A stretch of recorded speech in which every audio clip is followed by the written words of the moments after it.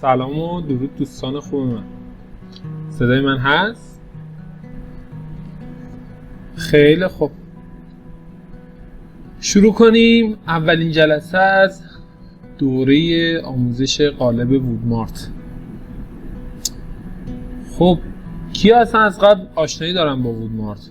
چون این اسمایی که پیام دادن رو من از قبل میشناسم، تو دوره‌های قبلی بودن، میدونم قطعا من یک بار در مورد وودمارت صحبت کردم. حتما نمیشه من جایی برم صحبت نکنم. حالا دلیلش هم میخوام بهتون بگم. بذارین من این تصویر زیبا رو ببندم، اسکرینمو با شما شیر کنم. بعد خانم پیرنیام هست. بریم اینجا ببینیم چه خبر. WP یا سنی اصلا توی سمینار بریم.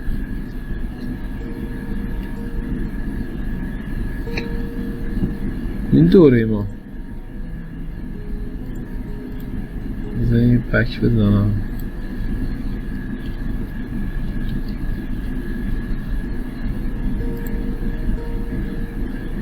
اتمام بلیت. آها من مدیره ببینم. خب قرار اصلا چی صحبت بکنیم؟ اول اینکه وودمارت چه قالبیه اینو من بگم. وودمارت یه قالبیه که چند سال، تقریبا 4-5 سالی هست که اومده تو بازار. من تقریبا فکر میکنم یا از ورژن 2 یا از ورژن 3 من با وودمارت داشتم کار میکردم.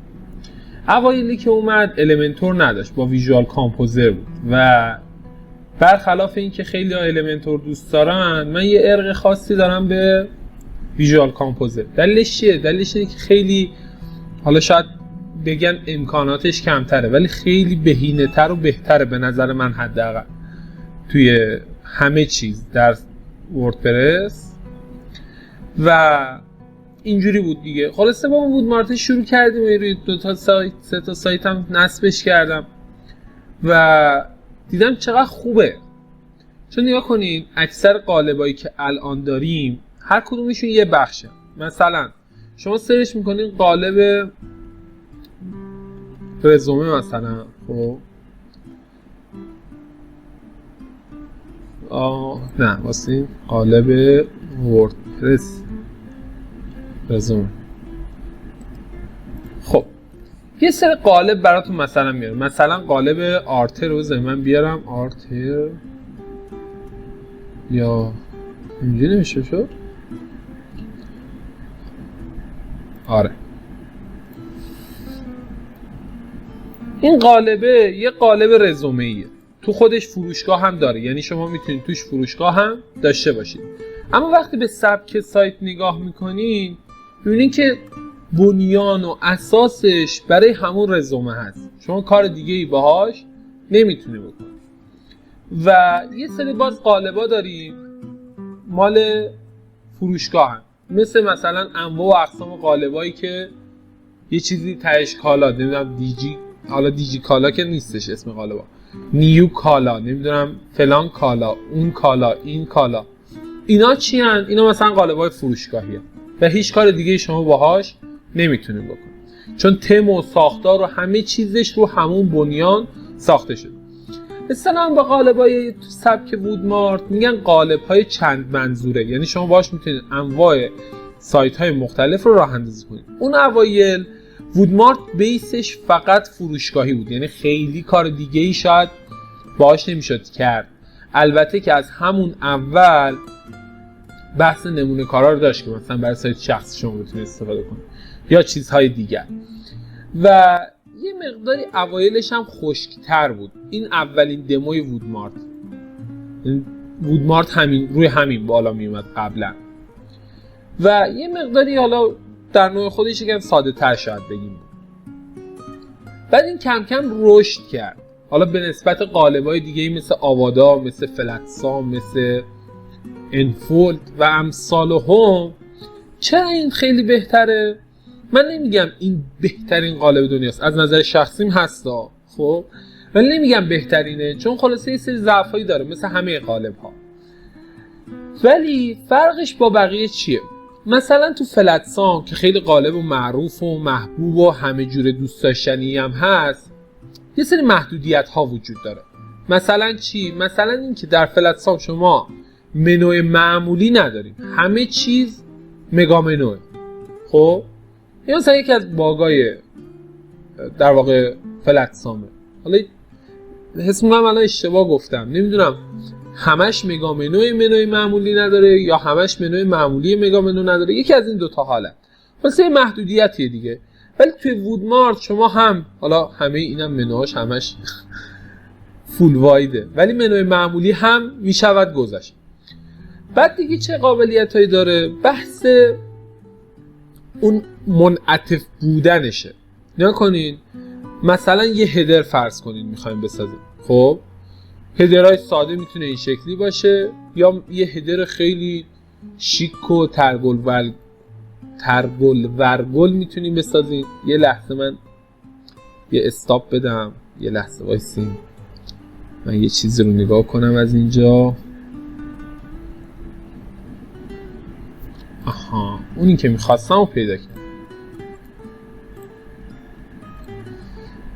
خب دوباره برگردم بهتون اسکرین شیر بدم. بریم اینجا نگاه کنین، این دموی معمولیشو دیدین دیگه. خب این دموی معمولیش. و مثلا یه دموی دیگه داره، نگاه کنین سبک هدر رو اصلا اینقدر متفاوته که خیلی متفاوته دیگه، اینجوری بگم. و کمتر قالبی داریم که اینجوری شما بتونید دستتون باز باشه همچین کارایی بکنید. علاوه بر این یه موضوعی هست، شما یه قالب رو نصب میکنید میارین بالا، بعد یه سری المان نیاز دارید برای مثلا اون صفحه سازتون، حالا المنتور بریزی نمیدونم انفولد هر چی که هست، یه سری المان نیاز دارید. مثلا چی؟ مثلا همین المانی که اینجا گذاشته. خب اسلایدر در واقع تب مانند محصولات. اوکی؟ برای اینکه این اسلایدر رو داشته باشین چیکار میکنین؟ میرین افزودنی مثلا نصب میکنین، مثلا افزودنی المنتور، مثلا آنلیمیتد المنت نصب میکنین. خب میرین از المان‌های اون استفاده میکنین. اما یکی از مزایایی که حداقل من خودم خیلی دوستش دارم توی وودمارت اینه که نیازی به المان اضافه نداریم. یکی از دوستان که فکر میکنم هم بله توی این کلاس هم هستش اتفاقا، دو سه هفته پیش گفت آقا من میخوام یه سایت راه اندازی کنم، چیکار کنم؟ گفتم که برو وودمارت نصب کن دیگه، کاری نداره که. بعد گفت اوکی. بعد رفت وودمارت نصب کرد، اومد گفت آقا من فلان افزونه رو نصب کردم که فلان کارو بکنم. گفتم خب اینو که وودمارت داره. گفتش که نه کجا داره؟ گفتم خب بیا برو فلان جا فلان بخش این داره وودمارت. بعد گفت اه چه جالب. بعد رفتیم توی لیست افزونه‌هاش، فکر می‌کنم یک 7 8 افزونه‌اش همینجوری پاک شد. خب این خیلی بهتره و بهینه‌تره. خب چون شما دیگه لازم نیست 60 تا افزونه نصب کنید، بعد باز پنل‌های مختلف، بعد باز تنظیمات مختلف.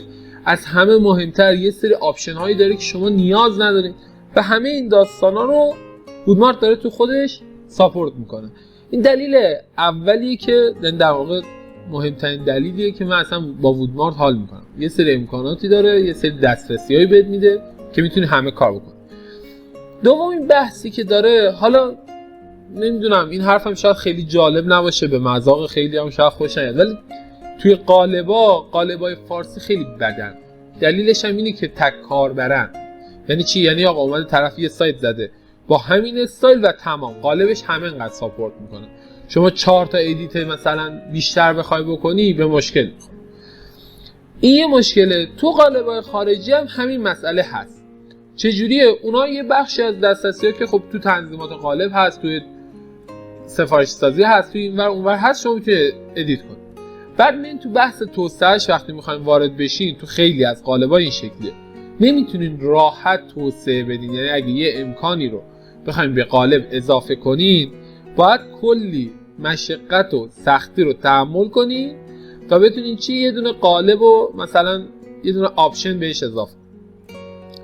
اما وودمارت حالا برای کسایی که میخوان توسعه بدن این مشکل رو نداره. یه داکیومنت خیلی قوی داره. خب وودمارت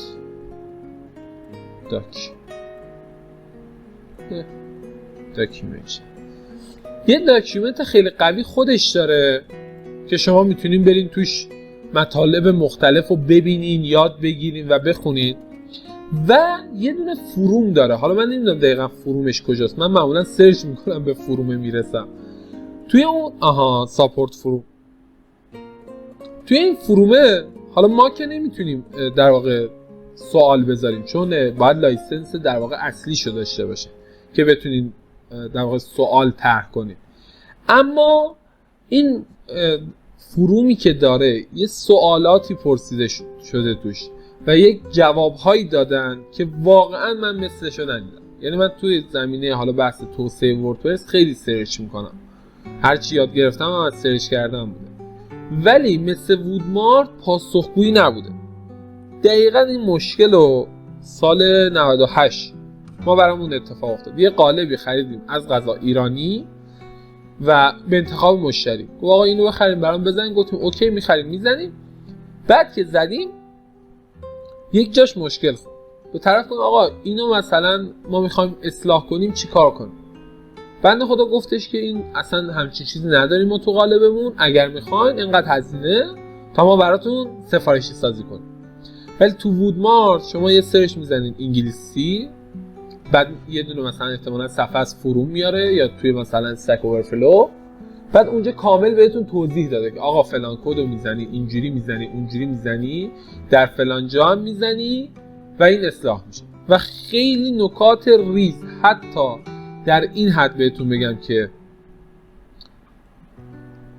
مای اکانت دیگه درسته؟ بذاریم بریم توی سایت، تا آیکون هایی که مثلا تو حساب کاربری شما میخواین ادیت کنین براتون توضیحاتشو نوشته که آقا این آیکون ها رو از کجا و چطوری بذاریم تو پیشخوان ادیت کنین یا یه آپشن چجوری بهش اضافه کنین، در صورتی که اصلا اینها واقعا ربطی به وردپرس ندارد، ببخشید ربطی به وودمارت ندارد و مسائلیه که ربط داره به خود ووکامرس. مثلا این آیکونا رو چجوری عوض کنین توی همین فروم وودمارت هست و این داکیومنت قوی هم خیلی خوبه. حالا یه سری از دوستان شاید انگلیسیشون خیلی خوب نباشه مثل خودم، ولی این مسئله هم خیلی خوبه. این مزایایی که هست و فکر میکنم از اونجایی که توی این دوره شرکت کردین دیگه با یه چیزایش آشنا هستیم، پس بی خیال این میشیم و میریم داخل ماجرا.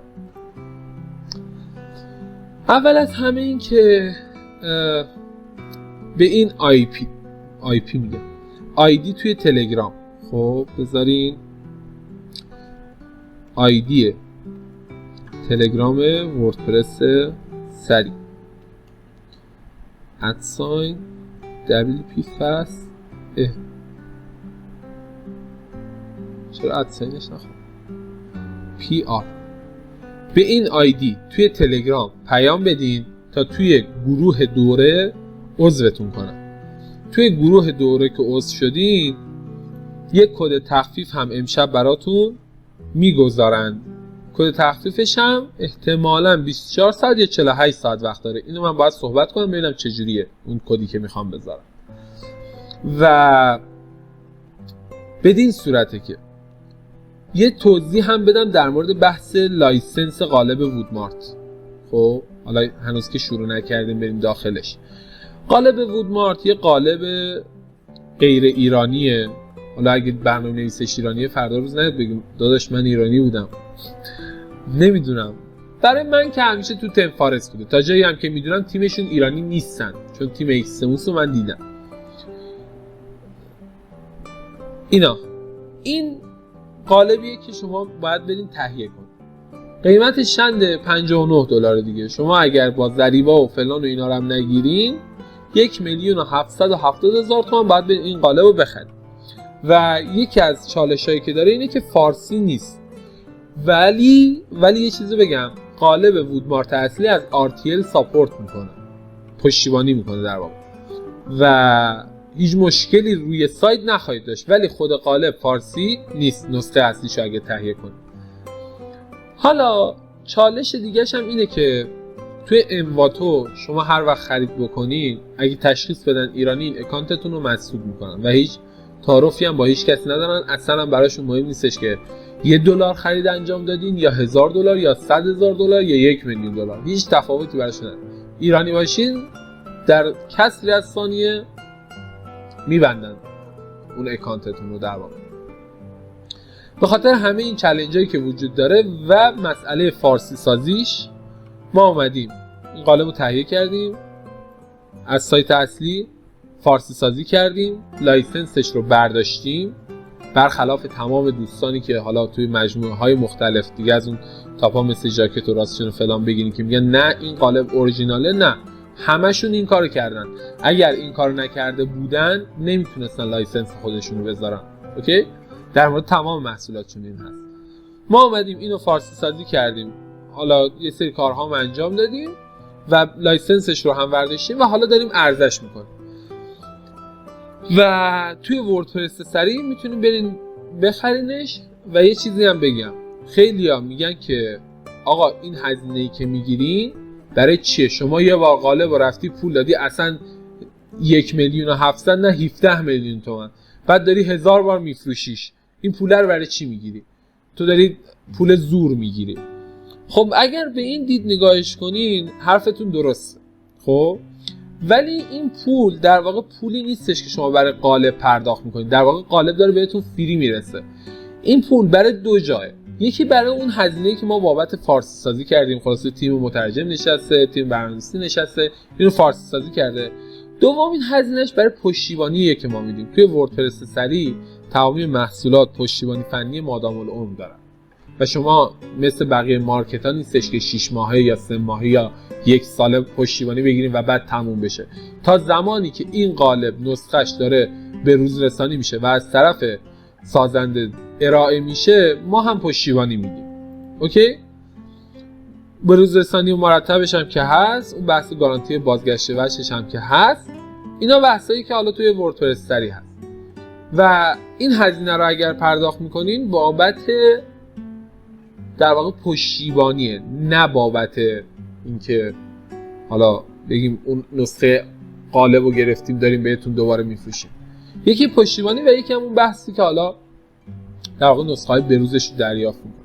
این از این قالب رو باید بخرین و یه کاری هم بکنین که من خوشحال تر بشم، این که بعد از این دوره، خب حالا اینکه توی این سمینار حتما برین نظر بدین که اصلا این دوره خوب بود یا بد بود، این از این. بعدش چون اونایی که حالا قالب رو رفتن خریدن بیان اینجا کامنتشون رو بنویسن، نظرشون در مورد قالب، آقا اصلا این قالب خوبه، بده، چجوریه، ما داریم حرف نابجا میزنیم، درست میزنیم، اینا رو بیان همینجا توی این قسمت دیدگاه ها بنویس. این هم از بگذاریم. آقا ما این قالبه رو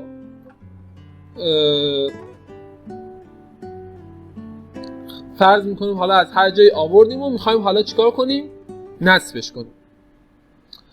نصب قالب وودمارت خیلی ساده است. شما دو تا راه دارین برای نصب هر قالبی در واقع. اولین راهش اینه که یه وردپرس نصب میکنین که الان ما این کارو میخوایم بکنیم. بعدش یه دونه چیز میکنین، میرین توی قسمت نمایش و افزودن قالب رو میزنین و نصب میکنین. دومین راهش هم اینه که از بسته‌های نصبی استفاده کنید. بسته‌های نصبی چیه؟ توی قسمت لایف پریویو که بیاین، خود وودمارت حالا توی نسخه فارسی ژاکت و راستچین و امثال هم یه سری دموهای ویژه خودشون رو دادن، ولی تو نسخه انگلیسیش هم فکر میکنم حالا تفلک خودش یه جا نوشته بود، واسه من اینجا نوشتم، بله، مثبت 80 دموی آماده داره و این دموها این شکلیه دیگه. دقیقا نگاه کنید، دموهای متفاوت. مثلا یکی از دموهایی که من خودم خیلی دوستش دارم اینه. حالا بهتون میگم چه قابلیتی رو داره که من خیلی دوستش دارم. اینجا توی این دمو محصول 360 درجه داره. نگاه این یکی از آپشن هایی که قالب وودمارت داره. شما در حالت عادی اگه بخواید همچین عکسی رو بسازین توی سایتتون باید برین یه افزونه نصب کنید و بهتون بگم این صرفاً یه سری عکس، مثلا 10 تا عکس آپلود کرده از زوایای مختلف و خود قالب داره اینا رو میکس میکنه و بهتون به صورت 360 نشون میده. حالا دمو چیکار میکنه؟ اونایی که نمیدونن، احتمالاً یه سریاتون که نه، خیلیاتون میدونید، ولی اونایی که نمیدونن، دمو رو وقتی شما میگیرین و با بسته نصب آسان نصب میکنین، دقیقاً مشابه همین سایت رو بهتون تحویل میده و میتونید صرفا اطلاعات رو جایگزین کنین و تمام. یک چند لحظه دوستان، این دمو رو میگیرین نصب. من بهتون آموزش نصب دمو رو نمیگم چون خیلی ساده، میتونید سرچ کنین آموزش نصب بسته آسان وردپرس. یه چیزی بگم در مورد دوره، من خیلی از بخش ها رو نمیخوام بهتون بگم خب، و سعی میکنم چیزهایی رو بگم که با سرچ کردن بهش نمیرسیم، چون وقتی میتونین با یه سرچ ساده به یه مطلبی برسین دلیل نداره ما اینجا تایممون رو بذاریم اونو توضیح بدیم. سعی کنین با سرچ کردن دوست باشین، با گوگل دوست بشین. به قول یک دوست عزیز آیت الله، گوگل همه چی رو میدونه. اینجوری. و این دموها این شکلیه. حالا میتونین دیگه ازشون استفاده کنین دیگه، اگه خواستین حالا دموهای فارسی، انگلیسی، هر کدومو خواستین میتونین استفاده کنین. توی وردپرس هم همینجوری، یعنی شما قالبو که بخرین، خود قالبو میتونین دانلود کنین، هر دمویی رو هم خواستین لینکشو تیکت میزنین یا تو چت آنلاین میفرستین، براتون اون در واقع نسخهشو میفرستن، اون فایل دمو رو. و بگم که دموهایی که وردپرس بهتون میده فارسی همینه، ولی مثلا فارسی سازی شدهش یا حتی همون انگلیسیش فرقی نداره، چون شما در هر صورت باید در واقع المان ها رو فارسی سازی کنید با متنای اصلی خودتون. و پوینت دیگه ای هم که هستش در مورد وودمارت، یه چیزم بگم، یه دارک تم داره که خدایی خیلی دارک تم قشنگیه. دارک تما معمولا تو بعضی تما جالب نیستش. یه دونه سایت همین هفته پیش زدی، البته هیچی نداره سایتش خب، ولی خیلی خودم دوستش داشتم چون تم رنگی جالبی داشت. چه بالا نمیاد. سایت ارسلان کاظمی، حالا بسکتبالیست بین المللی، و این تم خاکستری که حالا داره با این سبز و زرده خیلی خوشگل شده، من خودم خیلی دوستش دارم. بگذاریم بریم سراغ نصبش. شما یا حتما این کار رو بکنین اوکی، یه سری تمارین ما میگیم هر جلسه، یعنی یه سری کارها توی یه جلسه میکنیم. لطفاً خواهشاً التماساً تو رو به عزیزت قسم، تو رو به ابوالفضل قسم، دیگه خلاص هر جور قسمی که خودتون میدونین، حتما اون تمارین رو انجام بدین، اون کارهایی که میکنیم رو انجام بدین، چون داریم اینجا 7-8 ساعت میای صحبت میکنیم، پیش میریم و خدا رو شکر شما هیچ واکنشی به من نشون نمیدین. اینجا هیچ اتفاقی توی چت نمیفته. ویدیو برای دانلود هم بله بعد از دوره میذاریم ویدیوهاشو تو هم سمینار، تو گروه هم اگر عضو بشین تو گروه هم میذاریم. و چون هیچ واکنشی نشون نمیدین یاد نمیگیرین. یاد میگیرین اگر اون کارهایی که ما میکنیم رو برین خودتون انجام بدین، تست کنین، آزمون خطا کنین. بدون آزمون خطا کردن قرار نیست شما چیزی رو یاد بگیرین. امروز یک عزیز دلی برگشت به من گفتش که فرق است بین آموزش دیدن و یاد گرفتن. انسان باید به دنبال یادگیری باشه، چون آموزش یعنی این که آقا یه نفر میاد یه چیزی میگه و میره، تموم شده رفت. اما یاد گرفتن یعنی که خودت میری یه چیزی رو یاد میگیری و پیگیرشی. اینو حتما تو رو خدا گوش کن. حالا دو حالت داره، یا میتونین روی یه سایت تستی روی لوکال هاستتون این کار رو انجام بدین، ترجیحاً ما میخوایم این کار رو بکنیم، یا میتونین برین رو هاست انجام بدین، هیچ تفاوتی ندارد. خب جای بد ندیم، خدای منو بگی. خب برین توی لوکال هاست. من یه دونه پوشه جدید میسازم به نام وودمارت و اینت. خیلی خوب، الان اگر واردش بشوم یه دونه ریشه خالی برام آورد. اوکی، حالا بریم من وردپرس رو نصب کنم. خیلی فوری فوتی، فول سورس که نه، خب وردپرس نداریم خدا رو شکر. بذارین یه دقیقه من دانلودش کنم. دوست خوبه من. بیایم توی دوباره اینجا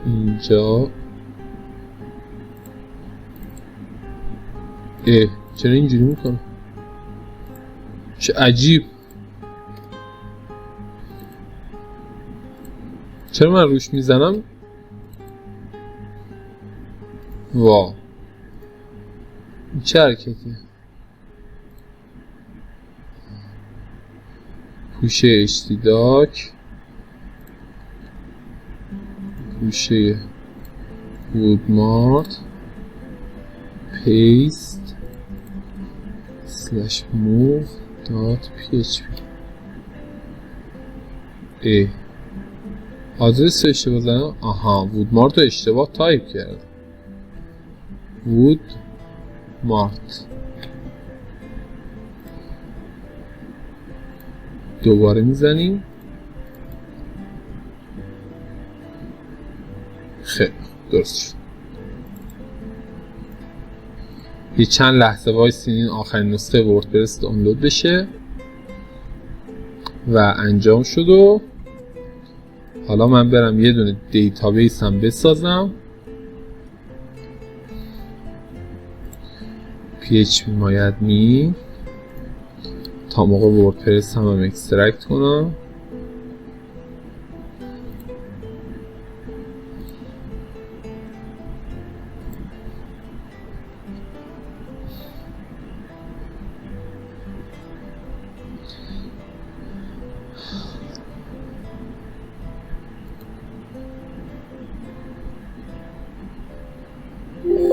ببخشید بچه ها اگه من دیر به دیر میخونم پیاماتون ها، چون دیگه دارم حرف میزنم یهویی از دستم در میره.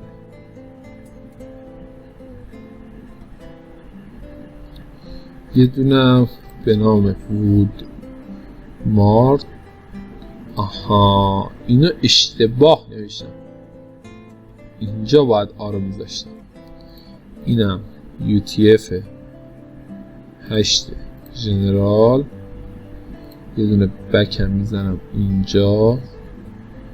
چرا من غلط نوشتم؟ خدا وکیلی زشت. اینم از حالا برم توش. خیلی کنترل سی. به این دوتا نیاز نداریم. کنترل وی. به این هم نیاز نداریم. حالا بریم ببینیم اینجا چه خبر. لوکال هاست اسلش وودمارت.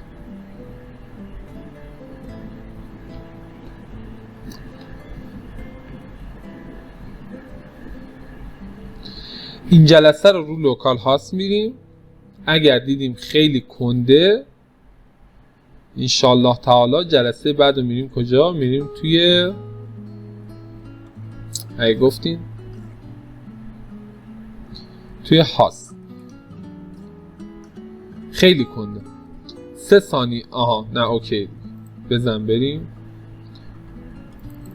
نام پایگاه داده وودمارت. نام کاربری روت. رمز پایگاه داده نداریم. پسوند جدول هم هیچی. و راه اندازی نصب. دوره وودمارت. نام کاربری رضا. رمزم 1 2 3 4 5 6. همین رمزه رو تو رو خدا یادتون باشه. باز من دفعه بعدی یادم نره. اینم کار نداریم و راه اندازی.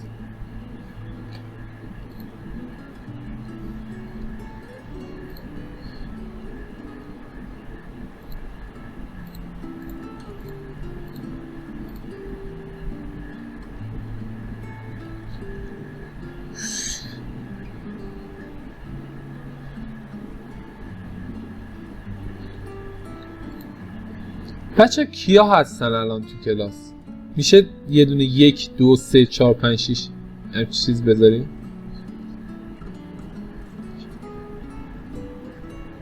همین 4 نفر 1/3 کلاس نیستن، یعنی 5 تا. خب خدا رو شکر همین 5 نفر هم خوبه. این هم از این الان وارد شد. خب بذارین من ببینم قالب وودمارت رو کجا ریختم. یه لحظه دانلودش کنم. نظر شما چی؟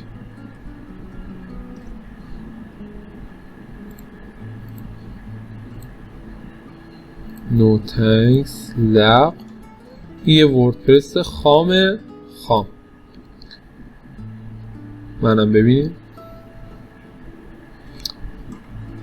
کجا بودیم. به دنبال قالب وودمارت. بذارین اینجا وودمارت نداره. چرا وودمارت داره؟ خیلی خوب. پس نیازی به استریم نداریم.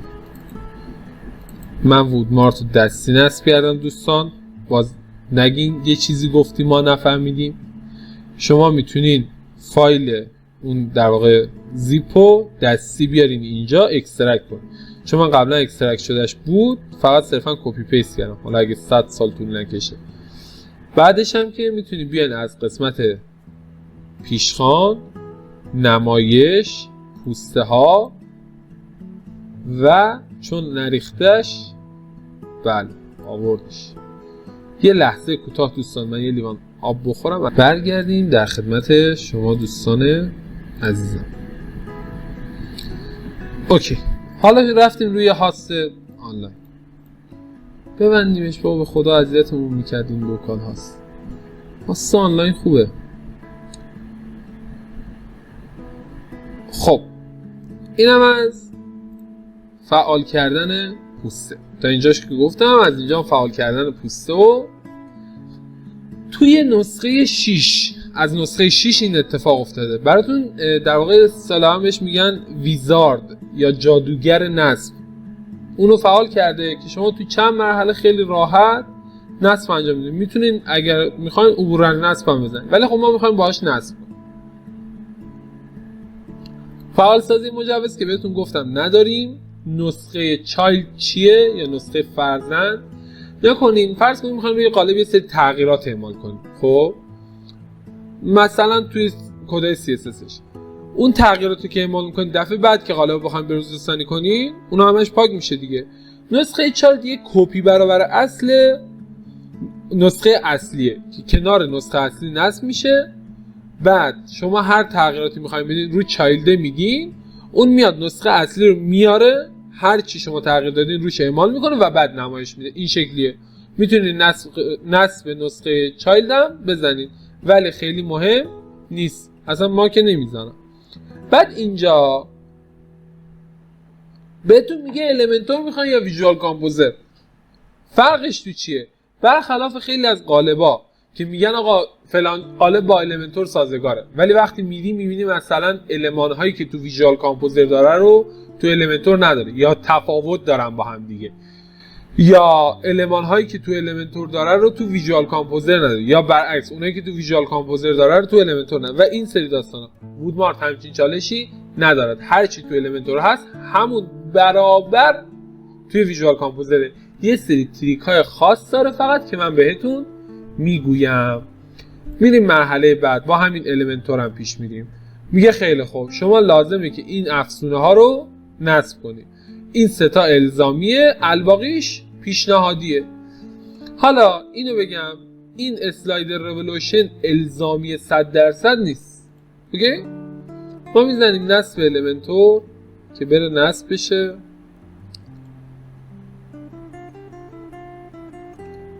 نصب شد دیگه. چقدر کشش میده. من نمیدونم چرا این همیشه از نصب معمولی هم حتی بیشتر طول میکشه نصب کردنش. و حتی بهتون بگم روی قالب وودمارت شما میتونیم بدون حتی المنتور پرو پیش بریم با المنتور معمولی. البته فکر میکنم که اینجا یه چیزی نوشته. بله این 200,000 تومان تخفیف هم 4 جلسه داریم دیگه. خب جلسه سوم میذارن تو گروه دیگه، هر دوستی که شرکت کرده کد رو دریافت میکنه و 200,000 تومان تخفیفش برای خرید این 3 تا محصوله: المنتور پرو، وودمارت و آنلیمیتد المنت. اوکی، این از اینم من نصب میکنم، با بقیهش کاری ندارم. در حالت عادی شما نمیتوانید به مرحله بعد بروید، ولی من اینجا کخی بزنم که بریم مرحله بعدم ببینیم. شما چون باید اینم نصب کنید، اگه اسلاید ریولوشن رو نصب نکنید نمیشود به مرحله بعد بروید. ولی خب از اونجایی که من یک کخی بهش زدم که ما بتونیم بریم مرحله بعد بدون نصب اسلاید ریولوشن. حالا اومد توی مرحله میگه آقا شما میتونی هر تمی که خواستی رو همینجا درون ریزی کنی. حالا میگه این 2 تا افزونه رو باید نصب کنی بعد درون ریزی کنی. اینجا شما درون ریزی رو که بکنید تمام محتوایی که تو اون دموه تو اون سایت دیدیم woodmart.xemus.com بزنید براتون میاره لیست دموها رو. بزنید من اصلا توی همین چت هم بذارم براتون. اینجا این خدمت شما، اینجا لیست دموها هست، میتونین ببینید و میتونین هر دمویی رو خواستین درون ریزی کنین که ما قرار به درون ریزی نداریم. اگر اوایل کارتونه تو رو خدا تو رو جون هر کی دوست دارین باز همه اون قسم‌ها لیست اقسام از دموها استفاده نکنید. همینجوری ساده پیاده خودتون کار کنین تا دستتون بیاد. اگه دمو نصب کنین هیچ یاد نمیگیرین و یه سری المان اومده خوشگل هم هست تمام شده. این از آقا این نصب انجام شد. میایم تو پیشخوان، این سمت راست رو نگاه کنین، یه سری آیتم ها اضافه شده مثل نمونه کارها، بلوک های HTML، راهنمای اندازه ها، اسلاید ها، چیدمان ها، این دوتا که مال المنتوره، تنظیمات قالب، این وودمارت که حالا باز یه سری آپشن های دیگر از قالبه و این ساید بار ها. حالا اینا رو ما دونه دونه با هم میریم جلو. پنهان کردنش هم که بزنیم این میگه که آقا این افزونه ها رو من نیاز دارم که نصب کنیم و من گفتم که بهم نشون نده، نمیخوام اون رو نصب کنم. حالا اگر یه روز خواستین نصب کنیم باید چیکار کنین؟ میایین اینجا تو بخش نمایش نصب افزونه ها. یه نکته‌ای هم که در مورد قالب وودمارت بهتون بگم، قالب وودمارت این 2 تا افزونه WP بیکری و اسلاید ریولوشن. WP بیکری در واقع همون ویژوال کامپوزره. این 2 تا رو خود وودمارت به صورت رایگان روی قالبش عرضه میکنه و شما هم میتوانید استفاده کنید. یعنی نیاز نیستش که وقتی که وودمارت رو میخرین اسلاید ریولوشن هم بخرین یا WP بیکری هم بخرین. وودمارت رو که بخرین خودش هر دوتاشو داره، میتونید اینجا بیاین نصب رو بزنید و استفاده کنید. بریم یه نگاهی به سرفصل بندازیم ببینیم چیا گفتیم. خب گفتیم قالب رو معرفی کنیم، امکانات و کاربرداشو بگیم که بهتون گفتم چون اینقدر منعطفه شما میتونید هر نوع سایتی رو باهاش بزنید. سایت شرکتی ما داریم باهاش، سایت فروشگاهی داریم باهاش، سایت خبری داریم باهاش، دیگه چه سایتی دوست دارین؟ سایت شخصی داریم باهاش، دیگه مدل دیگه الان تو ذهنم نیست. سایت سفارش بلیت هم داریم باهاش. هر کدوم خواستیم بعد بگیم بهتون نشون. آموزش نصب و فعالسازیش هم که گفتم چیز خاصی نداشت. نصب افزونه‌های مورد نیازم گفتم اگر یه وقتی نصب نکردین میتونین بیان اینجا نصب کنین. یه توضیح هم بدم در مورد افزونه‌هاش. 2 تا افزونه رو که نصب کردیم، یکی وودمارت کور، یکی هم المنتور. المنتور صفحه ساز ماست، یعنی شما یا المنتور رو باید نصب کنین یا WP بیکری. خب هیچ وقت لطفاً دوتاشو با هم نصب نکنید. یکی از این 2 تا رو نصب کنید کفایت میکنه و دقت کنید وقتی که یکیشو نصب میکنید دیگه قابل برگشت نیست. اصلا هر کی هر چی میگه رو ولش کنید. بعدها نخواهین که مثلا از امروز مثلا شما تصمیم گرفتی با WP بیکری بیاری بالا، نصب میکنی میاری بالا، بعد فرض میگی نه باهاش حال نکردم برم الیمنتور نصب کنم. نه، همچین چیزی نداری. همون اول انتخاباتتو بکن که میخوای با این بری یا با اون بری. حالا ما هر دوتاشو توضیح میدیم تو این دوره که آقا مثلا با این چه تفاوتی داره، با اون چه تفاوتی داره. در مجموع جفتش برابره، یعنی در قالب وودمارت جفتشون با هم برابرن. اما یه سری تریکا داره که حالا جلوتر بهتون میگم. ووکامرس هم که مشخصه. ووکامرس حالا برای اونایی که نمیدونن یه افزونه فروشگاه سازه که شما باهاش میتونید یه فروشگاه کامل بسازین. چی کار میکنه براتون محصول اضافه میکنه، یعنی یه بخشی میاره به عنوان محصولات که میتونید توش محصول اضافه کنید و یه سری قابلیت این شکلی صفحه پرداخت میاره، قابلیت اتصال به درگاه پرداخت رو براتون ایجاد میکنه و این سری چیزا که حالا جلوتر باهاش کار میکنیم یکم. ولی توی این دوره ووکامرس درس نمیدیم. اگر خواستیم ووکامرس یاد بگیرین، البته ووکامرس کامل هم نمیشه گفت، ولی اگه خواستیم ووکامرس یاد بگیرین این دوره رو دورش این دوره 0 تا 5 طراحی سایت رو میگیرین و استفاده میکنین. و بگم که این دوره اینجا، حالا من خودم مدیرم نشون نمیدم، 199 تومن بود. اگر بیاین اینجا، این همون بنر اولش رو که کلیک کنین نوشته آموزش های فلان، اینجا آموزش های کاربردی، میرین توی سایت وردپرس سری اینجا میتونین با قیمت 99999 تومن بخرید. فکر نکنین 100 تومن ها. خلاصه که اینطوری. بگذاریم. سرفصل بعدی چی بود؟ داشتم افزونه ها رو میگفتم. من خیلی پرش ذهنی دارم. کانتکت فرم 7 رو داریم که خب در واقع میشه گفت معروف ترین فرم سازه، ولی ما باهاش کاری نداریم. البته میتونیم هم، چرا نصبش میکنیم، در موردش صحبت میکنیم، ولی میخوام یه چیز پیشرفته تر هم بهتون بگم که با اون کار کنیم. اون خیلی بهتره، امکاناتش و کلا همه چیز عالی تره. بعد میل چیمپ رو داریم. میل چیمپ یک سرویس دهنده ایمیله، در واقع برای بحث ایمیل مارکتینگ استفاده میشه و این میل چیمپ فور وردپرس براتون یه فرم ایجاد میکنه که بعد آیدی توی سایت میل چیمپ اکانت بسازین، آیدی اون رو بیاین بذارین اینجا که ایمیل هایی که توی اون در واقع فرم ثبت میشه مستقیم بره توی حساب میل چیمپتون که حالا بحث ایمیل مارکتینگ. سیف SVG رو داریم. SVG ها یه سری فایل هایی هستند که در واقع فایل های تصویری هستند. خب حالا مخفف چیه رو نمیدونم، واقعیت یادم نیست. اسکیلبل وکتور گرافیکس، یک سری در واقع فایل های وکتوری هستند که خیلی هم چیزای خوب و کاربردی هستند. یعنی عکس های لوگوها، آیکون‌ها، اینها رو میتونین SVG کنین و خیلی کاربردی. حالا جلوتر در موردش صحبت میکنیم.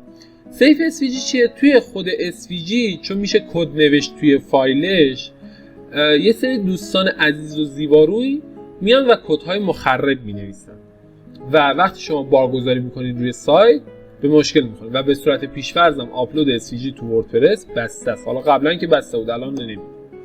و معمولا خود اون قالب‌ها یا افزونهایی که نصب میکنین مجازش میکنن، چون میشه مجازش کرد. این سیف SVG میان اونو اسکن میکنه، هر فایل SVG که شما قرار بدین یه بار اسکنش میکنه که مشکلی نشه باشه و بعد نصب کنه. WP بیکری هم که گفتم چیه، ووکامرس هم که گفتم، اسلاید رولوشن هم که از روی اسمش معلوم دیگه نوشته چی ترجمهش میشه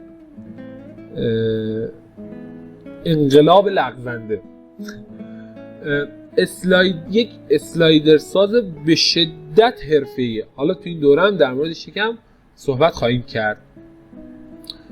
خب افزونه مورد نیاز هم گفتیم، در ریزی دموها رو گفتم میتونین بسته نصب آسان بگیرین و نصب کنین، میتونین از همون بخش که اومد جادوگره از اونجا نصب کنین. حالا اومد و گذشت و شما از جادوگر هم گذشتین و در واقع ویزارد درستشه. جادوگر کلمه درست نیستش، تعریف درستی ازش نیست. از ویزاردش هم رد شدین، حالا خواستین دمو نصب کنین. چیکار میکنین؟ خیلی ساده میایین تو پیشخوان، وودمارت و محتوای دمو. اینجا شما به تمام دموها باز دسترسی دارین، میتونین هر کدومو که خواستین نصب کنید. اگر هم نسخه فارسیش خواستین که باید تیکت بزنید و بسته نصب آسان دریافت کنید، حالا اگر از وردپرسری یا از هر جایی که خریداری کردید. یه چیزی هم بگم، امیدوارم که خداوند حق تعالی من را ببخشه.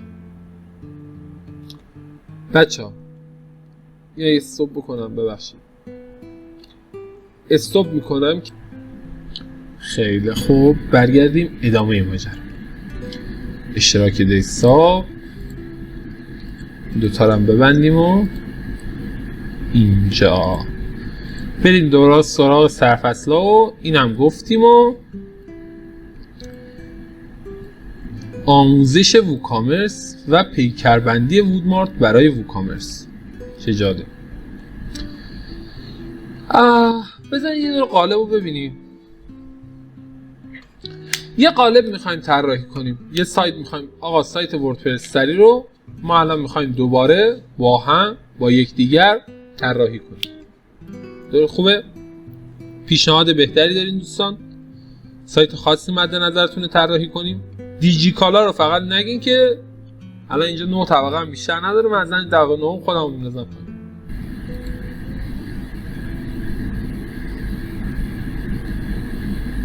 دوستان عزیز من، زیبارویان هستین؟ کسی پیشنهادی نداره؟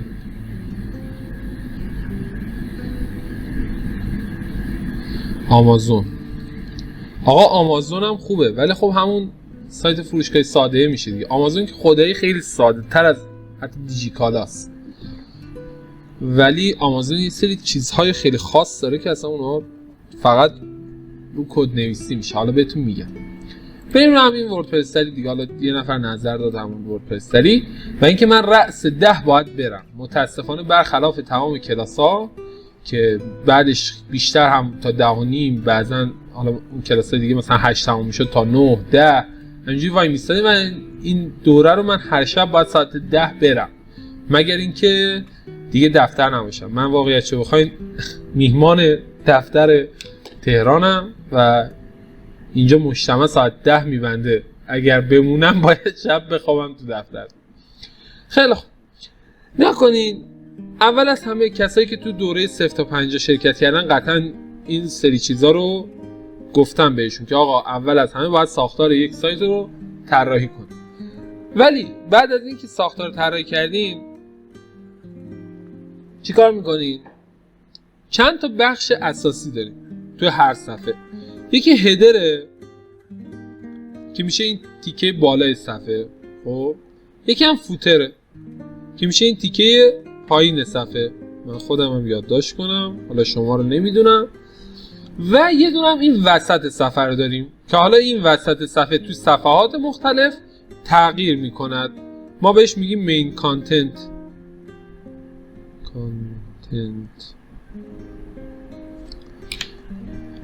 بریم همین بخشا رو یکی یکی طراحی کنیم، ببینیم چه کارهایی میشه باهاش کرد، چه حرکات زیبایی میشه باهاش زد و اینا.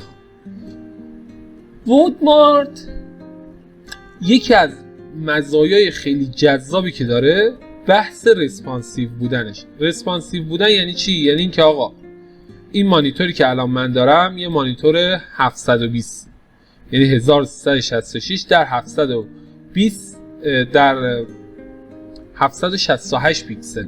این مانیتور من الان یه مانیتور دارم کنار دستم که اگه بخوایم وصل میکنم، ولی فکر کنم رکورد به هم میزه، 1920 در 1080. یه مانیتور دیگه هست تو اتاق مدیریت که 4K. حالا 4K نمیدونم دقیقاً چند در چند، ولی 4K قطعاً 4 برابر این 1080 است دیگه. اوکی؟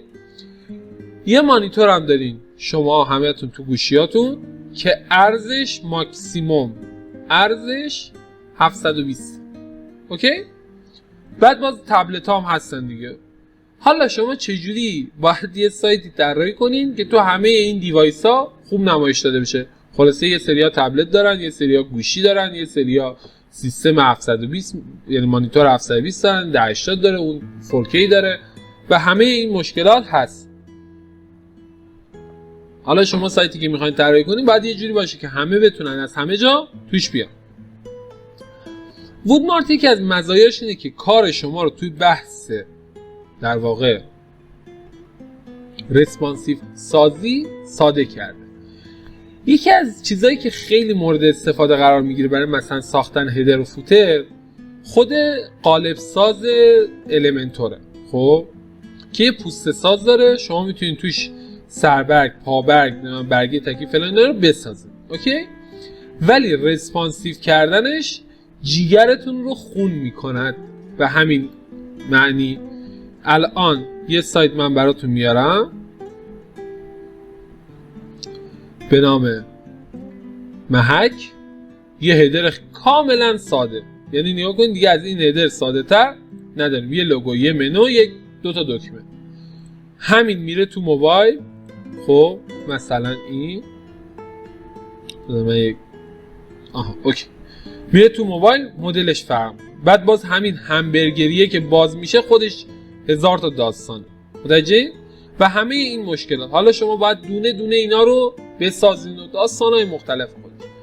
3 تا سایز عمده داریم، یکی سایز دسکتاپ اصطلاحاً بهش میگن، یکی سایز تبلت و یکی هم سایز موبایل. این 3 تا پیش‌فرض، ولی همون دسکتاپ هم باز خودش 10 تا مدل داره، اون چیزم تبلت هم 100 تا مدل داره، موبایل 1000 تا مدل داره. اگر هم بیاین توی تنظیمات دیسپلی ستینگ قشنگ میتونیم ببینیم. و مشکل اصلی اینه که اگه نسبت برابر باشه خیلی اوکیه، یعنی اینکه آقا نسبت مثلا صفحه مانیتور من 16:9، حالا مال من 16:9 نیست، یعنی کلا مانیتور لپتاپ‌ها 16:9 است. اسخام ولی مثلا 1920 در 1080 16:9، 4K هم بشه باز 16:9. نسبت یکی باشه خیلی اوکیه، ولی مانیتور منی که 16:9 نیست باید چیکار کنه؟ اسخام یه لحظه ببخشید، اینا رو باید چیکار کنه؟ حالا اینا رو خود وودمارت یکی از چیزایی که من واقعا خیلی دوستش دارم سر همین موضوع. توی وودمارت شما میخواین یه دونه سربرگ بسازید، هم از اینجا میتونیم بیاین توی سربرگ ساز، هم از این قسمت میتونیم بیاین توی سربرگ ساز. اوکی؟ وودمارت سربرگ ساز. میایم اینجا و این قسمت. اولا اینکه شما میتونید چندین سربرگ بسازید، چندین هدر. یا کنید دیگه من کلمات انگلیسیشو میگم برای اینکه بیس ماجرا، اصل ماجرا رو بفهمید. میتونید چندین سربرگ داشته باشید. چرا چندین سربرگ؟ مثلا تو صفحه اصلیتون یه مدل باشه، تو صفحات بلاگتون یه مدل باشه، تو صفحات ارزم به خدمتتون فروشگاهتون یه مدل باشه و هر جایی مثلا میتونه یه مدل باشه. ولی سعی کنین تا جایی که میشه یک دست باشه تمام سایت، کاربر رو گیج نکنیم. اوکی؟ حالا ما اینجا میتونیم یه دونه سربرگ جدید بسازیم. باز میگم هر چیزی رو سعی کنید خودتون بسازید، سعی نکنید اون قبلیه رو ویرایش کنید، چون تا زمانی که بخواید قبلیه رو ویرایش کنید باید وایسین یه قبلی وجود داشته باشد که شما ویرایش کنید. ولی وقتی خودتون یه دونه جدید بسازید خیلی راحت همه چی پیش میره. خودش چند تا مدل پیشنهاد کرد، گفت آقا من میتونم این مدل‌ها رو مثلا به درد تو میخوره، ولی ما میخوایم یه دونه خالی رو ایجاد کنیم. میایم تو خالی. سربرگ ساز وودمارت 3 تا در واقع ردیف داره، این ردیف سبزه، این ردیف که لوگو داره و این جایی که نوشته جایگاه منو. میایم اینجا و من خیلی خلاصه بهتون میگم، شما دیگه برین کنکاش کنین ببینین چه چیزهای جذابتری میتونین پیدا کنین. تو وردپرس سری چی داریم؟ یه دونه این بالاییه رو داریم که توش میبینید شبکه‌های اجتماعی داره و یه دونه متن اینجا داره. دومیه هم داریم که نوشته یه دونه لوگو داره و به اصطلاح اینا رو بهش میگن فهرست و اینجا هم چند تا آیکون داره. اینجا هم چند تا آیکون. اوکی؟ میایم همین رو می‌خوایم ایجاد کنیم. چیکار می‌کنیم؟ میایم اینجا افزودن عنصر رو می‌زنیم. اینجا چی داره؟ اینجا یه دونه متن داره. متن رو حالا من کپی می‌کنم شما بنویسید دیگه. اوکی؟ میام اینجا یه دونه متن می‌ذارم. متن کوش اگه پیداش کردین متن و اینجا متن هم می‌نویسم حالا با همه اون قابلیت‌ها و آپشن هایی که دارد. بذار ببینیم متن چیه. ببخشید اوکی. متن اینجا می‌نویسم. حالا برای اینکه استایلم نگیره این شکلی و تمام. اینجا حالا یه سری گزینه‌ام داره دیگه. بحث استایلش میتونی یه سری کلاس بدین و بحث CSS و اینها، ولی در کل سیو. تمام. دیگه با وردپرس اگر آشنایی داشته باشین که لزوم این دوره اینه که با وردپرس آشنایی داشته باشین. اینو میشناسین دیگه، ادیتور خود وردپرسه و راحت. تمام.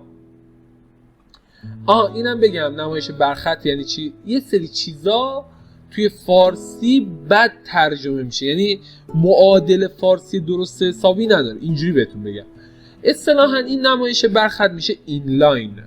خب وقتی میشه اینلاین به صورت پیش‌فرض عرض اون در واقع محتواتون، خب این عرضش 100%. حالا توی این 1/3 قرار دادیم میگه ذخیره کنم، توی 1/3 قرارش دادیم میگه این ارزش میتونه به همین نسبت 1/3 میتونه بیاد جلو عقب هرچی. و شما اگر در واقع متنتون طولانی باشه میره خط بعد. اوکی؟ ولی وقتی نمایش برخط رو میزنید دیگه میشه اینلاین. فرقش تو چیه؟ فرقش تو المانیه که کنارش میذارید. فرض کنید من میام مثلا کنارش یه دونه آیکون میذارم. خب آیکون سبد خرید. اینو وقتی اینجا بذارم اینم باشه در حالت پیش‌فرض میاد مثلا اگه ظرفیت اون خط پر شده باشه میره خط دوم. اوکی؟ ولی در حالتی که شما اینلاین رو فعال کنین ادامه همون میشه. حالا باید باش کار کنین، درک کنین حرفای منو. شاید خیلی از حرفای منو درک نکنین، اصلا هم ناراحت نباشین. اینجا تو تب آخرش هم چیز داره دیگه، شبکه‌های اجتماعی داره. اینجا خودش یه المانی داره به عنوان شبکه‌های اجتماعی. میگه این نوع شبکه‌ها چی باشه؟ دنبال کردن باشه یا اشتراک گذاری باشه؟ فرقش تو چیه؟ فرقش تو اینه که شما وقتی میگین دنبال کردن، خب لینک اون در واقع حالا پیجتونه یا صفحه است یا هر چی هست اونو میاره و تمام. اوکی؟ ولی وقتی میزنین اشتراک گذاری این شکلی میشه. نگاه کنین لینک رو این پایین سمت چپ میبینین نوشته facebook.com/share.php بعد حالا یک محتوایی هم بهش داده. اوکی؟ ما میذاریم رو همون دنبال کردن.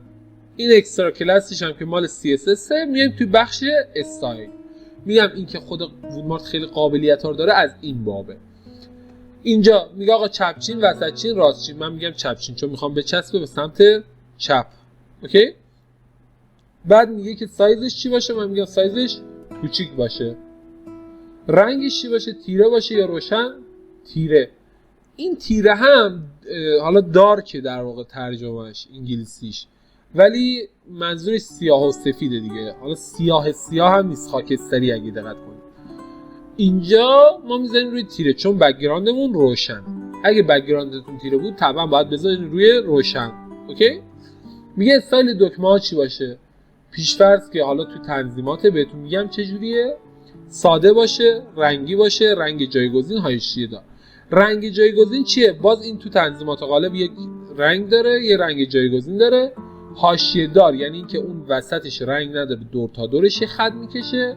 رنگی هم دقیقا همون رنگیه که خود اون لوگو هست. مثلا توییتر آبیه، یوتیوب قرمزه. ما میذاریم روی ساده. اوکی؟ دو تا فرم هم داره، دایره‌ای، چارگوش. ما میذاریم روی دایره‌ای و ذخیره. اینم از این. حالا سیوش کنیم. میایم توی صفحه و هیچ اتفاقی نیفتاد. چرا؟ چون اینجا یه گزینه داره. حالا این که اسم هدر، ما میذاریم هدر اصلی سایت. اوکی؟ اینجا یه سری تنظیمات داره که میگم درون ریزی میتونید بکنید، یعنی از یه جای دیگه برداشت کنین و اینجا درون ریزی کنین. و این گزینه تنظیم به عنوان پیش‌فرض. وقتی تنظیم به عنوان پیش‌فرض رو میزنین به صورت پیش‌فرض در تمامی صفحات این نمایش داده میشه، مگر اینکه تنظیم کنید چیز دیگری نمایش بده. این از حالا ذخیره‌اش میکنیم، دوباره صفحه رو رفرش میکنیم، میبینیم که چی شد. اینجا یه متن آورد برامون، اینم آیکوناش. نگاه کنین آیکوناش الان دورش سایه داره، درسته؟ در صورتی که ما اینجا دورش کجا بود؟ سایه نداریم. بیایم اینجا ببینیم کدوم استایل رو باید بذاریم. من میذارم روی استایل پیشفرض، ببینم چیه. فکر کنم رو هم پیشفرض باید بذارم. آره رو هم پیشفرض درست. خب این از این. یک بحث دیگه هم داریم، بحث فونت و اینها رو اگر یه وقت تو ذهنتون هست نگه دارین، بهتون میگم. علی بابا خب اون بحثه چیزش نمیشه، بحث فروش بلیطش اینا چون چالش داره، API و اینا داره نمیشه. نه اینکه نشه پیاده سازیش کرده، اینا حرف من اینجوری برداشت نکنه کسی، کاملا اوکی میشه پیاده سازیش کرد. بحث API داره، یعنی بحث خرید بلیطش و اینا یکم چالش داره که اونم حالا میشه یکم روش کار کرد، یعنی مشکل نه، میتونید قالبش رو بسازیم بعد اون حالا APIش اصلا مهم نیست. علی بابا هم خیلی ساده است، نگاه کنین یه دونه لوگو داره، هیدرش رو داریم صحبت میکنیم دیگه، یه دونه لوگو داره، یه دونه منو داره، اوکی، و اینجا هم 3 تا آیتم داره. این آیتم ها رو چجوری میتونیم بذاریم؟ اینجا مثلا یه دونه یا میتونید بلوک HTML بذارین که در مورد بلوک های HTML کامل صحبت میکنیم، یا میتونید متن بزنید، یا میتونید جعبه اطلاعات بزنید. جعبه اطلاعات یا اینفورمیشن باکس اصطلاحاً این قابلیت رو داره که شما یه دونه آیکون بزنید و یه دونه متن. اوکی؟ پس هدر علی بابا چیز خاصی نداره، چون گفتی علی بابا بگذاریم اینو ببندیم و اوکی. اینجا باز شما توی همه اینها میتوانید محتوا بگذارید. چی گفتم؟ هر کدوم از این ردیف‌ها خودش یه سری تنظیمات داره. اینجا نگاه کنید، بزنید ردیف دوم هم بسازیم. ردیف دوم اینجا توی چی داره؟ یه دونه لوگو داره، یه منو داره و یه سری آیکون. خب ما میایم اینجا لوگو میذاریم، ذخیره، اینجا منو رو میذاریم، ذخیره، و اینجا هم آیکونا رو حالا دونه دونه اضافه کنیم. اوکی؟ من اینو سیو کنم، یه چیزی بهتون نشون بدم و بعد بریم ادامه داستان. الان نگاه کنید چه اتفاقی افتاد. بین این بالاییه و این پایینیه هیچ خطی وجود نداره، در صورتی که اینجا یک دونه خط وجود داره. اوکی؟ این سبک چیزها رو چجوری تنظیم کنید؟ این در رابطه با کل باکسشه دیگه، در واقع با کل این ردیف تنظیمات باید انجام بدیم، یه تنظیم بکنیم که اونجا کلی باشه. اگر یه وقتی من چیزی رو اشتباه گفتم، من چیزی رو بد گفتم، خلاف اون چیزی که واقعیت گفتم، به هم بگین. منم 100% کامل نیستم، خدام نیستم، خیلی هم اشتباه دارم و زیادم دارم. اونایی که قبلا با من دوره داشتن دیدن و میدونن که اینجوریه. بگین لطفاً تو رو خدا، نذارین تو دلتون بمونه، بریز بیرون خودتون. اینجا در مورد تنظیمات، کنار هر ردیفی یه دونه گزینه مداده میاد که گزینه ویرایششه. ما میذاریم رو ویرایش اینجا یه سری آپشن ها داره برام. این فرقش چیه؟ 3 تا فلکس، یه دونه هم فلکس سنتر. فرقش اینه که شما فرض کنید 3 تا آیتم میچین. خب 3 تا آیتما سر جاشون قرار بگیره یا نه؟ یعنی منظورم از سر جاشون این سمت چپه، این سمت راسته، این سمت چپ، اینم وسط. وقتی شما اینا رو از اون حجمی که داره، از عرضی که داره بیشتر محتوا بذارین، چه اتفاقی براش میفته؟ به هم میریزه. اوکی؟ یه وقت هست میگی نه آقا، هر چی که هست تو اینو وسط نگه دار، اگه شده این ور سمت راست منفجر بشه تو اینو وسط نگه دار، کاری به بقیه نداشته باش. برای این حالت میذاریم روی این سنتره. حالا ما میذاریم رو همین فلکس پیش‌فرض. ارتفاعش چقدر باشه؟ 40 پیکسل باشه. خب ارتفاعش در دستگاه موبایل چقدر باشه؟ بازم نوشته 40 پیکسل. من اینا تست نمی‌کنم. خب پیش‌فرضاش خوبه. نگاه کنید یکی از مزیت‌های وودمارت پیش‌فرضاش اوکی. بعد حالتش هم داره، باز میگه آقا اینو تو دسکتاپ نمایش بدم، اینو تو موبایل نمایش ندم، اینا. و این گزینه چسبان کنم، من بهتون میگم چی. بگذارید یه بحث رنگ ها داره. اینو اینجا که اوکی هیچی، بخش رنگا. رنگ متنش میگه چی باشه. اینجا رو نگاه کنید، همون ارسلان کاظمی رو بیارم. این مشکلی که من دارم تو حافظم نمیمونه سایت های قبلی. یعنی مثلا الان این دوره دارم از سایت ارسلان کاظمی مثال میزنم، دوره بعدی برگزار میشه از اون سایتی که هفته پیشش زدم مثال میزنم. خیلی تو ذهنم نمیمونه که سایت قدیمی مثلا یه سری گزینه‌های خیلی خوب هست که من بتونم بهتون نشون بدم، ولی خب متاسفانه تو ذهنم نمیمونه. این سایت ارسلان کاظمی اینجا رو نگاه کنین، این بک‌گراندش یه رنگیه که باید روش سفید بیاد، یعنی رنگ روشن بیاد در واقع. خب شما اگه بزنین رو حالت تیره که دیده نمیشه، باید بزنین رو حالت روشن. ولی خب ما چون اینجا بک‌گراندمون سفیده میذاریم رو همون تیره بمونه. دقت کنید این رنگ مت. گزینه دومی سایه است. خودش یه سایه ریز و باریکی اینجا میده. نگاه کنید. این از و یه سری آپشن هم دارین که میتونید رنگش عوض کنید، مثل این که رنگش خاکستریه، این رنگش سبز. این عرضه هم میتواند جابجا بشه. دقت نگاه کنید اینجا عرض بالاییمون کمه، عرض پایینی زیاده. اینجا دقیقاً برعکس، بالایی زیاده، پایینی کم. اوکی؟ نکته بعدی، عکس هم که میتونیم بذارین و پس زمین و اینا هم که مشخصه دیگه، کاری باهاش نداریم. حاشیه پایین هم کار نداریم. و ذخیره حالا نگاه کنین، اینو من سیو کنم. میخوام بهتون حالا یه چیزی هم نمایش بدم. یه رفرش بکنیم صفحه رو، ببینیم چه هیچ اتفاق نیفتاد.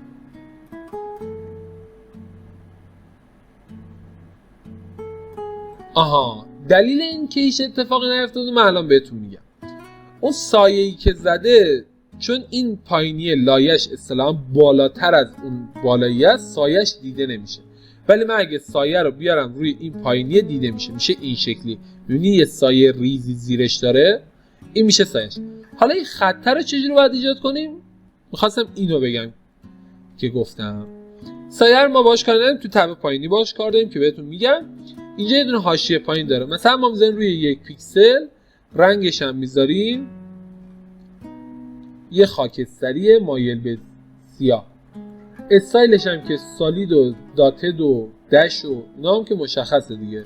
سالید میشه یه خط صاف، دش میشه این شکلی، دات هم میشه این شکلی دیگه، مشخصا. اوکی؟ و این بحث جعبه و تمام ارزش هم تو اینه که نگاه کنید، فرض کنید من مانیتورم بزرگتر میشه،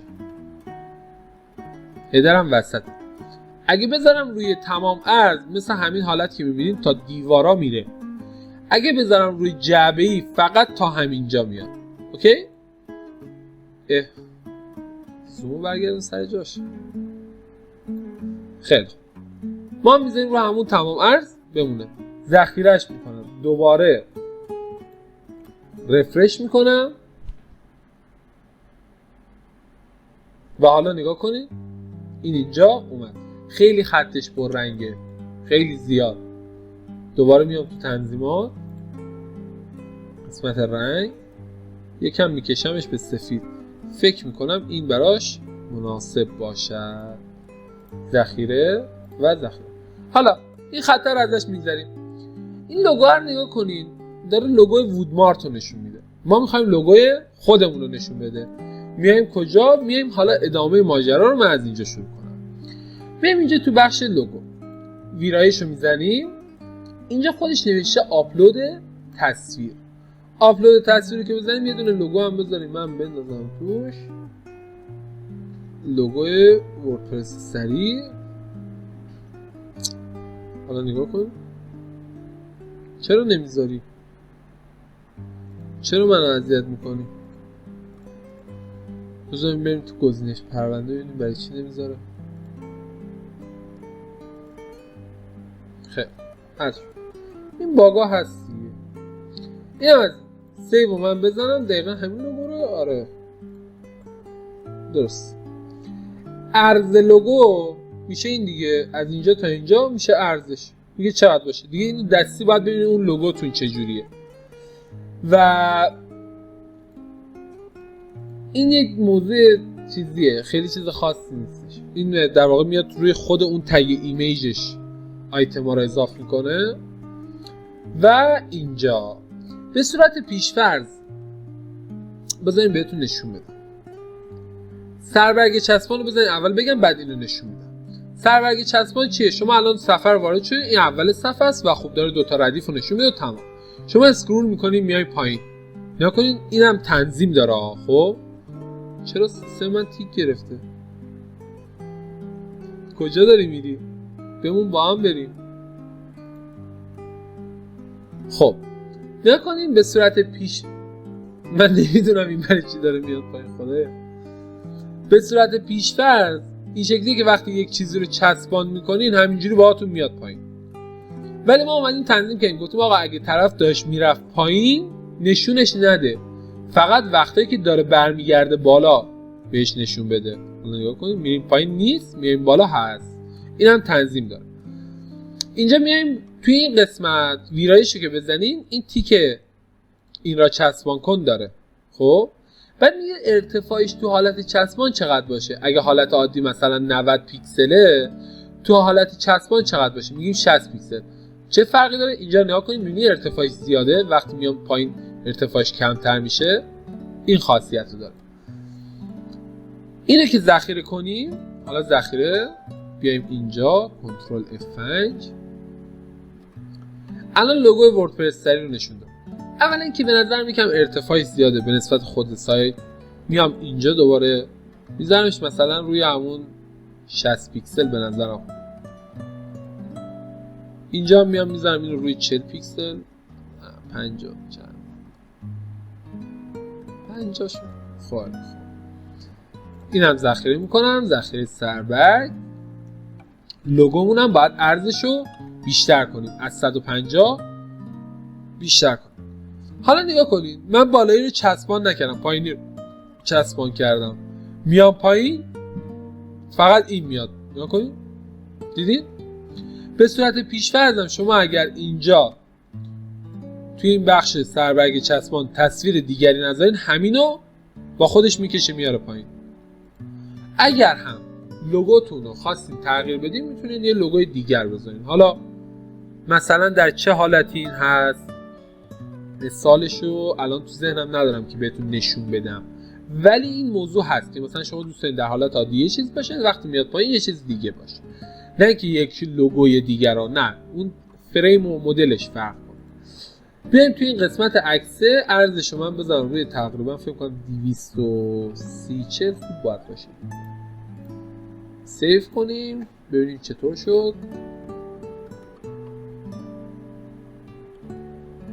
الان اوکی. بازم 230 هم به نظرم زیاد، بذاریم رو 200.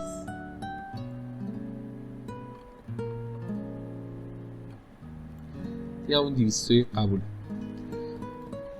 این از این.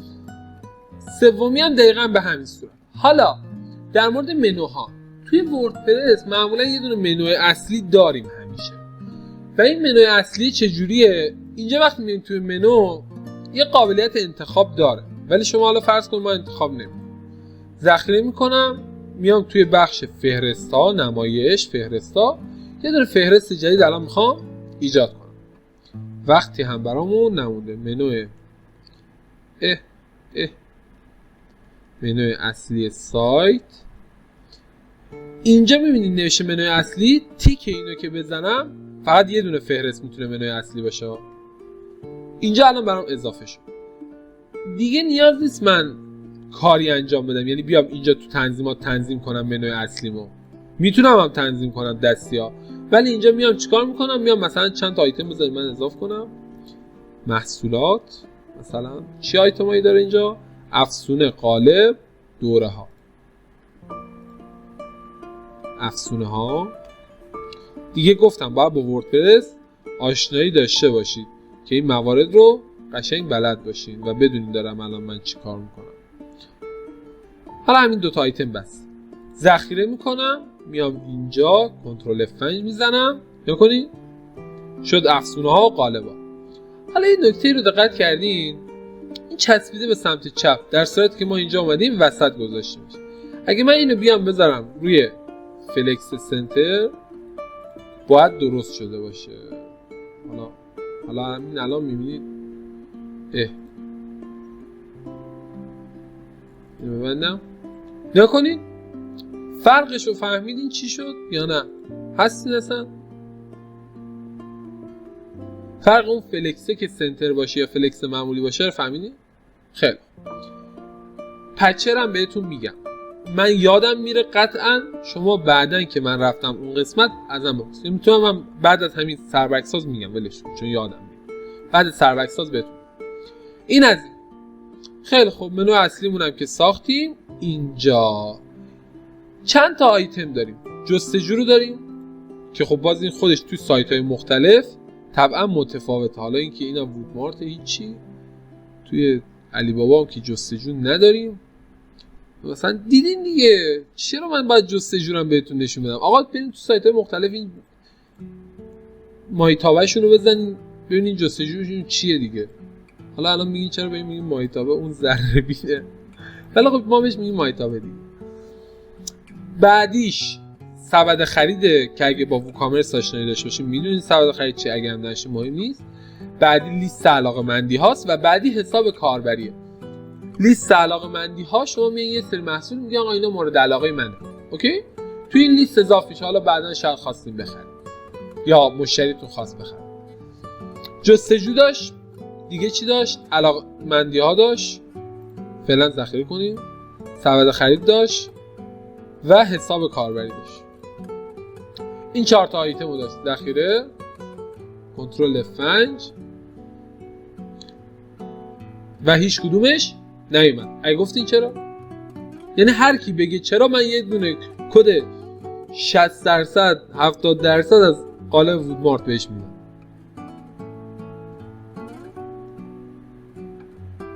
آقا هدیه نقدی میدم. هیچکی جواب نمیده. واقعا خیلی توقع میشه، یعنی من خودم خیلی از خودم توقع دارم که این دوره رو بتونم تا ته برم، چون واقعا وقتی میبینم که اینجوری یهویی هیچکی جواب نمیده ناراحت میشم. حس میکنم کسی نیست دارم برای خودم حرف میزنم. چرا من اومدم توی هدرم این آیتما رو گذاشتم، جستجو، علاقمندی، سبد خرید، حساب کاربری گذاشتم، ولی نمایش نمیدهد، فقط همین جستجو رو داره نمایش میده. چرا 3 تا آیتم دیگر نمایش نمیده؟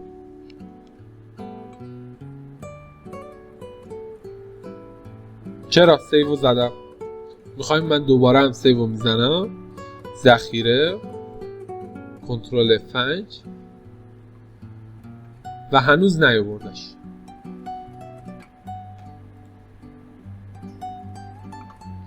خانم جباری به اکانت وردپرس سری پیام بده بگو آقای راد گفته 60% تخفیف میدم روی رو قالب وودمارت. کد تخفیف تو بگی. همین الان پیام بده خانم جباری. تمام شد. برنده این قسمت از مسابقات تو کلاس فعالیت داشته باشه. باور کنید اگه فعالیت داشته باشه من خیلی چیزای بیشتری میتونم بیان کنم. خیلی. دلیلش اینه که ووکامرس فعال نشده. حالا ازش میگذریم، بعد ووکامرسی که فعال کردیم بهتون میگم. این تا اینجا آقا این شد این منوی ما و خیلی ساده، هیچ چیز خاصی هم نداشت. الان کسی با سربرگساز آیدی وردپرس سری رو من اینجا گذاشتم براتون. آیدی وردپرس سری کو پینش هم کردم، این بالا الان اومده براتون. به همین آیدی تو تلگرام پیام بدید.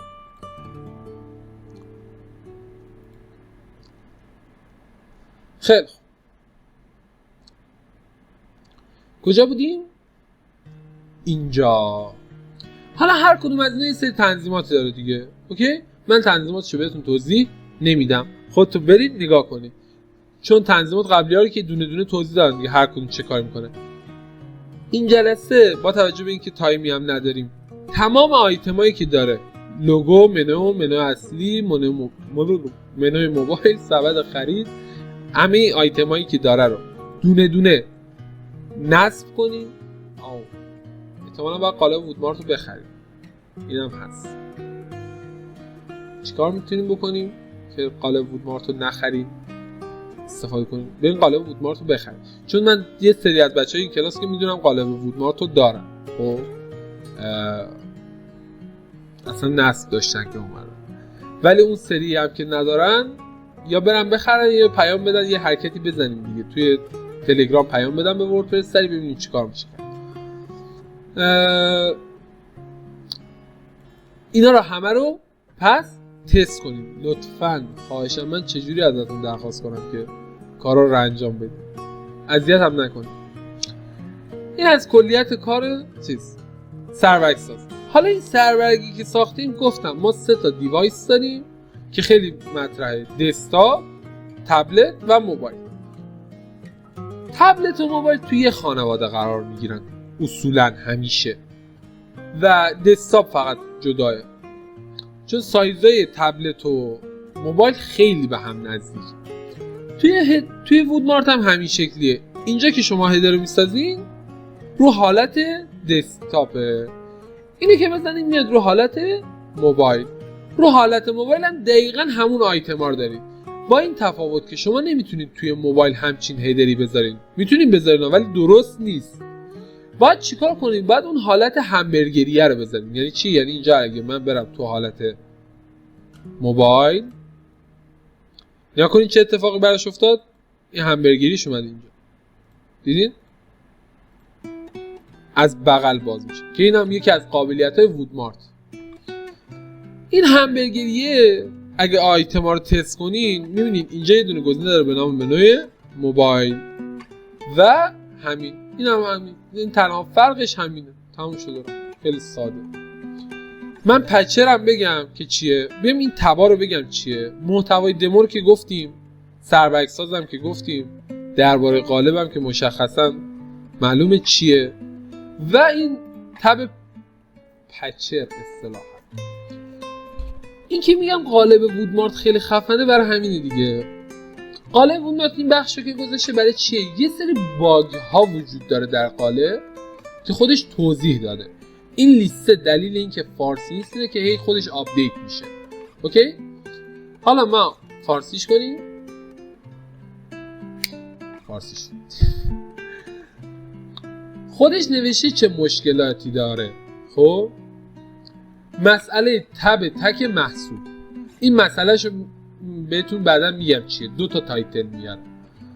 حالا ترجمه راهنمای اندازه با WPML، یعنی اگه میخواین از افزودن WPML برای چند زبانه کردن سایت استفاده کنین، تو راهنمای اندازه به مشکل میخورید. پس بیاین از این پچ استفاده کنید.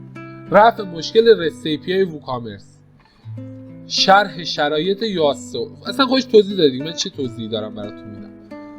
اینا چیه؟ یه سری باگ هاییه که مشخص شده به صورت، حالا اینها اکثر باگایی که من دیدم توی این پچه این از نسخه 6 اومده.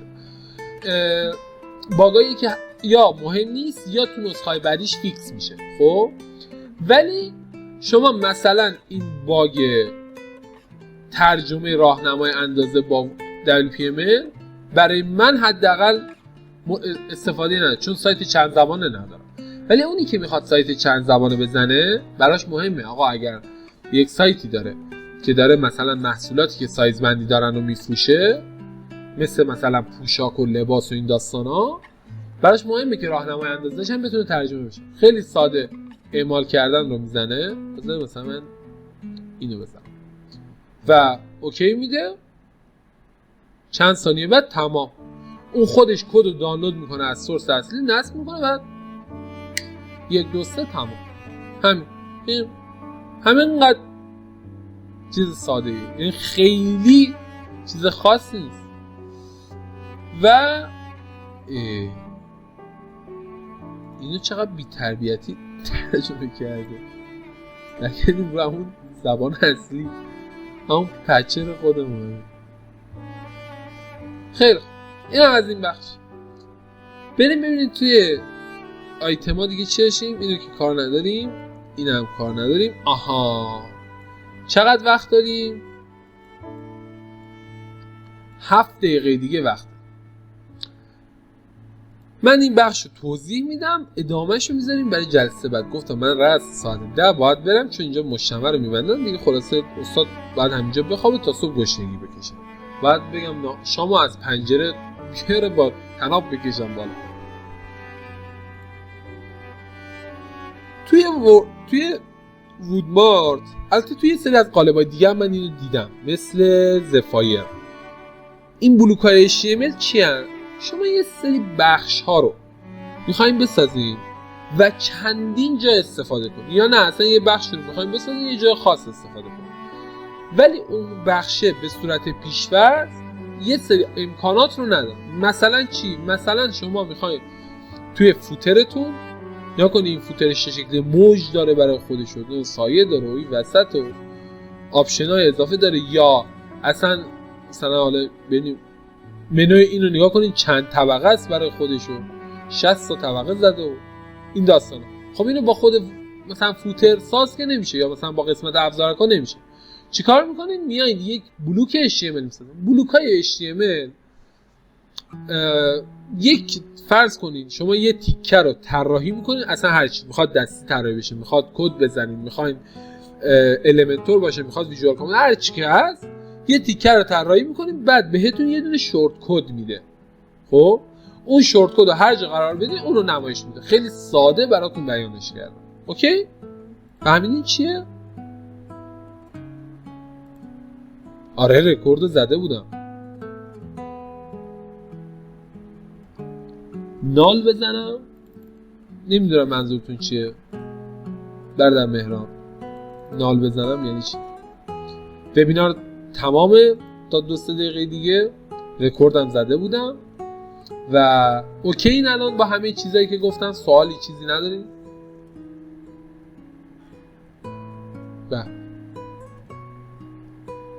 به دوستان دیگه نیستین؟ من خودم هم بهتون نشون بدم. ببخشید که دفتر خیلی شلوغه. آها، ویرایش بلوک‌ها رو چیکار کنیم؟ جلسه بعد میگیم. بلوک‌ها رو کامل جلسه بعد باهاشون کار داریم چون خیلی کاربردی و چیزای خفن و جذابی هم. مراقب خودتون باشید تا فردا شب همین حدود ساعت 8 و حتما به وردپرس سری پیام بدین که توی گروه عضو بشین. و بله خانم پیرنیا، فردا انشالله ویدیوها رو میذاریم، انشالله تعالی ویدیوها رو هم میذاریم و تمام.